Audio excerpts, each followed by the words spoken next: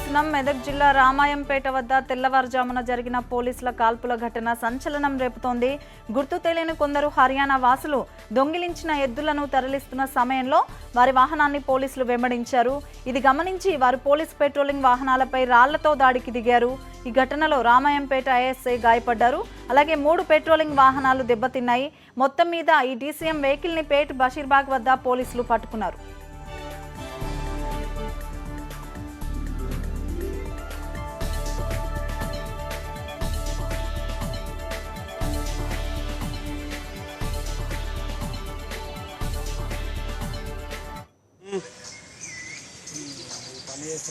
అన్నా ఓకే ఇది పాపనా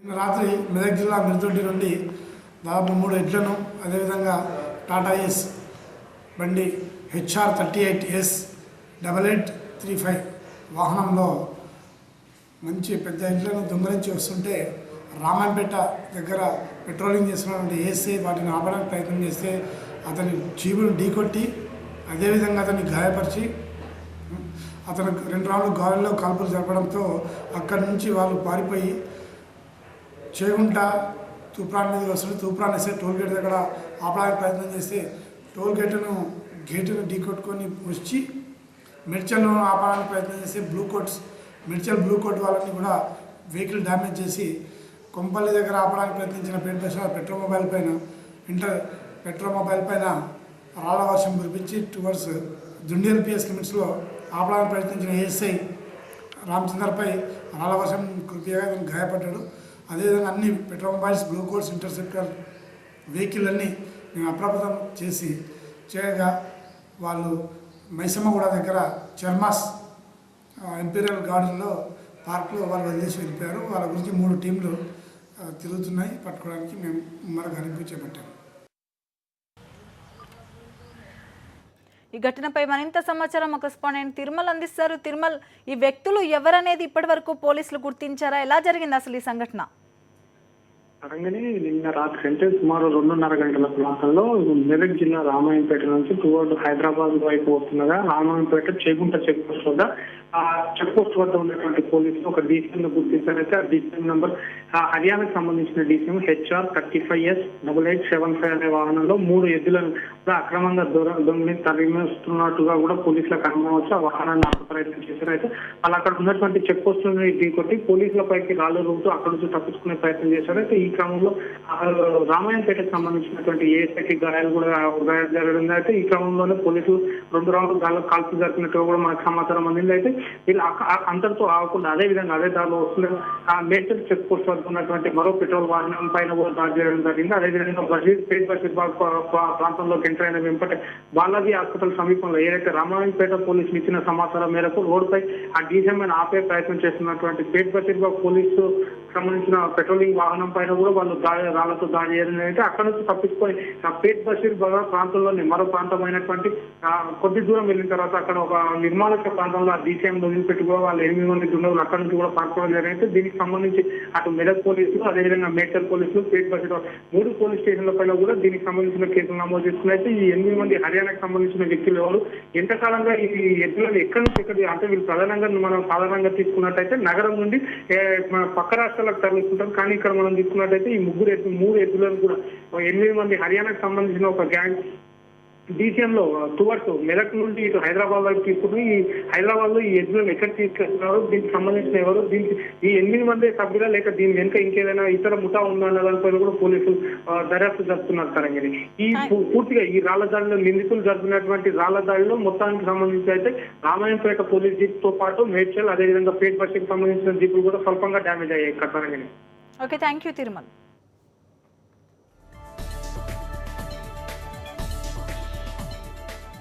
మరింత సమాచారం మా మెదక్ కరెస్పాండెంట్ విష్ణుని అడిగి తెలుసుకుందాం. విష్ణు, ఏదైతే ఈ డీసీఎం వెహికల్ ఉందో అది పేట్ బషీర్బాగ్ వద్ద పోలీసులు స్వాధీనం చేసుకున్నట్టు తెలుస్తోంది. ఎటువంటి వివరాలు చెప్తున్నారు పోలీసులు దీనికి సంబంధించి? తరంగని తెల్లవారుజామున 3 గంటల ప్రాంతంలో రామాయంపేట మండలం కోనాపూర్ గ్రామంలో డిప్యూటీ స్పీకర్ పద్మాదేవన్ రెడ్డికి సంబంధించిన కోనాపూర్ గ్రామంలో రాత్రి 12 గంటల ప్రాంతంలో డీసీఎంలో కొంతమంది పశువులను విలువగల ఎడ్లను దొంగిలించడం కోసం వచ్చినప్పుడు గ్రామస్తులు కొంత ఎల్లరటై పోలీసులకు సమాచారం ఇవ్వడం జరిగింది. ఆ సమాచారంతో రాంపేట పోలీసులు, దౌలతాబాద్ పోలీసులు ఇద్దరు కూడా వాళ్ళు వెంబడించగా రెడ్డిపల్లి గ్రామం వద్ద పోలీసులకు అట్లాగే వీళ్ళకు దుండగులకు మధ్యన కాల్పులు అంటే పోలీసులు ఫైరింగ్ చేయడం జరిగింది. దాంతో దుండగులు రాళ్ళు ఇవ్వడం జరిగింది. ఈ రాళ్ల దాడిలో రామకృష్ణ అని చెప్పనే ఒక హెడ్ కానిస్టేబుల్ కు తీవ్ర గాయాలయ్యాయి. ఏఎస్ఐ వాళ్ళపై కాల్పులు జరిపాడు. మురళి అనే ఏఎస్ఐ కాల్పులు జరిపాడు. ఈ సందర్భంగా వాళ్ళ పోలీసులపైకి వాహనాన్ని తీసుకుని వచ్చి రాళ్లు రూవినగంటారు. రామంపేటకు సంబంధించిన వెహికల్, పెట్రోలింగ్ వెహికల్, అలాగే దౌలతాబాద్ సంబంధించిన పెట్రోలింగ్ వెహికల్ కూడా డ్యామేజ్ కావడం జరిగింది. అయితే దాని తర్వాత పోలీసులు ఇచ్చిన సమాచారం ప్రకారం చేగుంటలో దొంగలు పట్టుకోవడం కోసం ప్రయత్నించగా పోలీసుల వాహనాన్ని తప్పించి పోలీసుల వాహనంపైకి తీసుకొని వచ్చి పోలీసులు బెదిరి వెనుకపోగా అక్కడ నుండి పారిపోవడం జరిగింది. మేడ్చల్ పోలీసుల కళ్ళు కప్పి పక్క రూట్ లో శ్రీరామవరం రోడ్ లోని పేట్ బైసరాబాద్ చేరుకున్నప్పుడు పేట్ బైసరాబాద్ దగ్గర పోలీసులు పట్టుకోవడం జరిగింది. ముఖ్యంగా ఈ సంఘటన చూసుకుంటే గత 3 నెలలుగా వందల సంఖ్యలో పశువులు మాయమవుతున్నాయని చెప్పి గ్రామాల్లో ప్రజలు అట్లాగే రైతులు మేలుక ఉన్న సందర్భంగా ఈ దొంగల ముఠ దొరికినట్టు తెలుస్తుంది. ముఖ్యంగా తీవ్రంగా గాయపడ్డ రామకృష్ణను రాంపేట ఆసుపత్రిలో చికిత్స పొందుతున్నాడు తరంగిణి. విష్ణు, అయితే ఈ ఎద్దులను వీరు ఎక్కడికి తరలిస్తున్నారు, హైదరాబాద్ కి సంబంధించి అన్న వివరాలు ఏమైనా తెలుసాయా? అంటే ప్రాథమికంగా పోలీసులు చెప్తున్న దాని ప్రకారం వీటిని కలేవాళ్ళకు తరలించడం కోసం ప్రయత్నిస్తున్నట్టుగా తెలుస్తోంది. ముఖ్యంగా ఇట్లాంటి సంఘటనలన్నీ కూడా జైరాబాద్ ప్రాంతంలో ఉన్న అల్కబీర్ కు తరలించి అమ్మే ప్రయత్నం చేస్తూ ఉంటారు. ఎప్పుడైతే పశువుల దొంగతనాలు జరుగుతాయో ఇవన్నీ కూడా కబేలాలకే తరలే అవకాశం ఉంటుంది. అంటే విలువగల అంటే ఒక 50,000 నుండి ₹1,00,000 విలువైన ఎడ్లను తీసుకెళ్లి కబేలాలో అమ్ముకొని అక్రమంగా సొమ్ము చేసుకుంటున్న వ్యాపారులకు ఈ పశువులను అక్రమంగా కోతకు విధిస్తున్న వాళ్ళకి మధ్యన లింక్ ఉంది కాబట్టి ఈ వ్యాపారం జరుగుతుంది అన్నట్టు కూడా పోలీసులు ప్రాథమికంగా నిర్ధారణకు వచ్చారు. ఈ దొంగలు కనుక విచారిస్తే పూర్తి స్థాయిలో విషయం తెలిసే అవకాశం కనబడుతోంది. వీళ్ళందరూ హర్యానాకు సంబంధించిన ముఠాగా చెప్తున్నప్పటికీ కూడా ఖచ్చితంగా రామాయంపేట అట్లాగే చేగుంట ప్రాంతాలకు సంబంధించిన కొంతమంది బ్రోకర్లతో కొంతమంది పాత నేరస్తులకు ఈ సంబంధం ఉండి ఉండొచ్చు అని చెప్తా ఉన్నారు తరంగిణి. అయితే ఎవరైతే ఈ పాత నేరస్తులతో వీళ్ళకి సంబంధాలు ఉన్నాయని మీరు చెప్తున్నట్టుగా వాళ్ళని పిలిచి ఏమైనా విచారణ అది చేస్తున్నారు పోలీసులు? అంటే గతంలో పశువుల దొంగతనం కేసులో ఎవరైతే నిందితులుగా ఉన్నారో వాళ్ళన్నిటి కూడా ఫైల్ తెప్పించే ప్రయత్నంలో తూప్రాన్ డిఎస్పీ ఉన్నాడు. తూప్రాన్ రాంపేట చేగుంట పోలీసులు ఇప్పుడే కాసేపటి క్రితమే సమావేశం కావడం జరిగింది. ముఖ్యంగా ఈ ఎడ్ల దొంగతనాలకు సంబంధించి ఎంతకాలం జరుగుతా ఉన్నాయి, అసలు ఈ ముఠాకు మన మెదక్ జిల్లాతో ఉన్న లింక్ ఏంటి, వీళ్ళందరికీ కనుక ఎవరున్నారు, ఈ కబేలాలకు సంబంధించిన విషయంలో అల్కబీర్ కు సంబంధించి కానీ మిగతా పశు కబేలాలకు సంబంధించి ఎవరితో లింక్ ఉన్నదన్న విషయాల్లో కాసేపటి క్రితమే డిఎస్పీ అన్ని పోలీస్ స్టేషన్ లో ఉన్న అధికారులతో మాట్లాడడం జరిగింది. దీని మీద ఎస్పీ శివ వాజ్పేయి కూడా అధికారులందరూ అలర్ట్ చేయడం జరిగింది. ముఖ్యంగా గ్రామాల నుంచి వెళ్తున్న పశువులు ఈ కాలంలో ఎక్కడెక్కడ కేసులు నమోదయ్యన్న విషయాలు తెలుసుకున్నారు. ముఖ్యంగా ఈ ముఠా కాసేపట్లోనే ఈ ముఠాకు సంబంధించిన పూర్తి వివరాలు పోలీసులు తెలిపే అవకాశం ఉంది Tarangini. Okay, thank you Vishnu.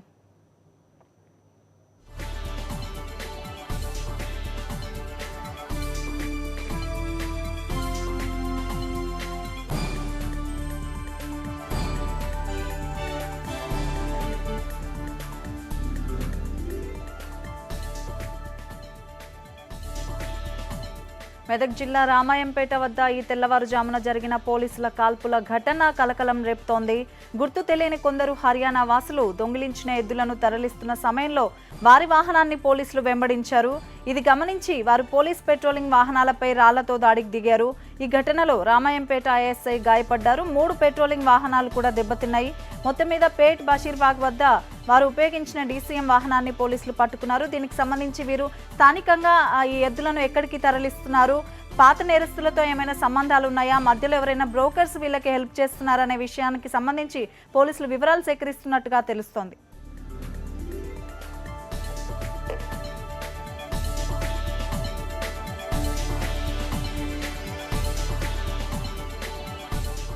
ప్రస్తుతం పేట్ బషీర్బాగ్ సిఐ సుభాష్ చంద్రబోస్ గారు ఫోన్ లైన్ లో ఉన్నారు. వివరాలు అడిగి తెలుసుకుందాం. సుభాష్ చంద్రబోస్ గారు, నమస్తే అండి. నమస్తే మేడం, చెప్పండి.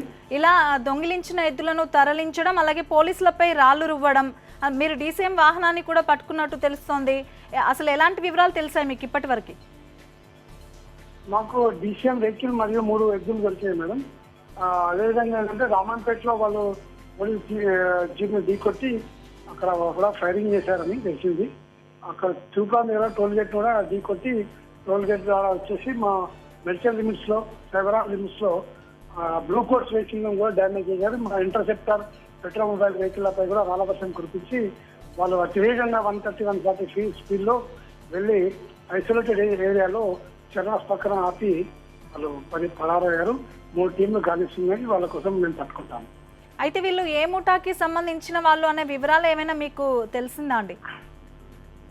అది తెలియలేదు, కానీ వెహికల్ అయితే ఒక క్రైమ్లో ఉన్నటువంటి వెహికల్ హర్యానాకు చెందిందిగా తెలుస్తుంది. హర్యానాను ఎవరిది అనేది ఇంకా మేము వెరిఫై చేస్తున్నాము. అయితే చాలా రోజుల నుండి కూడా చుట్టుపక్కల గ్రామాల నుండి కూడా పశువులు అవి మాయమవుతున్నాయనే కంప్లైంట్స్ కూడా మీకు వచ్చినట్టు తెలుస్తుంది. ఈ నేపథ్యంలో వీళ్ళ దొంగిలించిన ఎద్దులను తరలిస్తున్నట్టుగా తెలుస్తుంది. పాత నేరస్తులతో కూడా వీళ్ళకి సంబంధాలు ఉన్నట్టుగా కూడా వార్తలు వస్తున్నాయి. సో మీరేమైనా విచారణ అది జరిపారా ఇంతకుముందు ఇలాంటి ఘటనలకు సంబంధించి ఏమైనా? మనం తెలుసుకుంటున్నాం. ఇంతకుముందు గతంలో కూడా నిజామాబాద్ జిల్లాలో, అదేవిధంగా మెదక్ జిల్లాలో, మా సైబరాబాద్లో కూడా, శంషాబాద్, అక్కడ మంచిర్యాల ఏరియాలో కూడా జరిగినాయి. ఆ పాత నేరస్తుల ఫొటోస్ కూడా మేము వెరిఫై చేస్తాము. అదేవిధంగా మా డ్రైవర్స్ లో వాళ్ళని గుర్తుపట్టారు.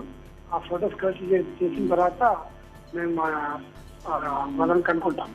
సో మీరు డీసీఎం వాహనాన్ని పట్టుకునేటప్పుడు అక్కడ డ్రైవర్ కానీ ఇంకెవరైనా వ్యక్తులు కానీ మీకు కనిపించడం జరిగిందా అండి? మా పెట్రోల్ వెహికల్ వాళ్ళని ఆప ప్రయత్నం చేసినప్పుడు వెనుక వైపు నుంచి వాళ్ళు వెనుక డీసీఎం ఉన్న వాళ్ళు రావడం జరిగింది. మా వాహనాలు దాన్ని ముందు ఓవర్టేక్ చేయలేకపోయాయి. కాబట్టి వాళ్ళు గుర్తుపట్టారు, ఎంత డీసీఎం ఉన్న వాళ్ళని గుర్తుపట్టారు. నేను దాని మీద మొత్తం ఎంతమంది ఉండి ఉంటారండి అందులో? డీసీఎం వెనుక వైపు ఒక ముగ్గురు ఉన్నారని చెప్తున్నారు, ముందు ఒక ముగ్గురు ఉన్నారని చెప్తున్నారు. అది ఇంకా పూర్తిగా తెలియాలి. అయితే తరచూ ఈ పశువుల దొంగతనాలకు సంబంధించి కూడా హర్యానా దగ్గర నుండి కూడా వాటిని తరలిస్తున్నట్టుగా తెలుస్తోంది. సో ఈ నేపథ్యంలో అక్కడ ఉన్న పోలీసులతో కానీ మీరు ఏమైనా కాంటాక్ట్ అయ్యారా? ఎవరు దీనికి సంబంధించి చేస్తుంటారు, ఇలా ఎందుకు తరలిస్తున్నారు అనే విషయాలు ఏమైనా తెలుసాయా మీకు? ఇంకా హర్యానా పోలీసులతో మేము సంప్రదించలేదు. ఆ వెహికల్ యొక్క ఓనర్ని ట్రేస్ చేస్తున్నాము. ఆ వెహికల్లో దానికి సంబంధించిన అన్ని పేపర్స్ ఉన్నాయి. తర్వాత మేము వాహనాన్ని దొంగలించబడిందా లేకుంటే ఆ వాహనానికి సంబంధించిన వాళ్ళని పూర్తి విచారణ చేస్తున్నాం. థ్యాంక్ యూ సుభాష్ చంద్రబోస్ గారు.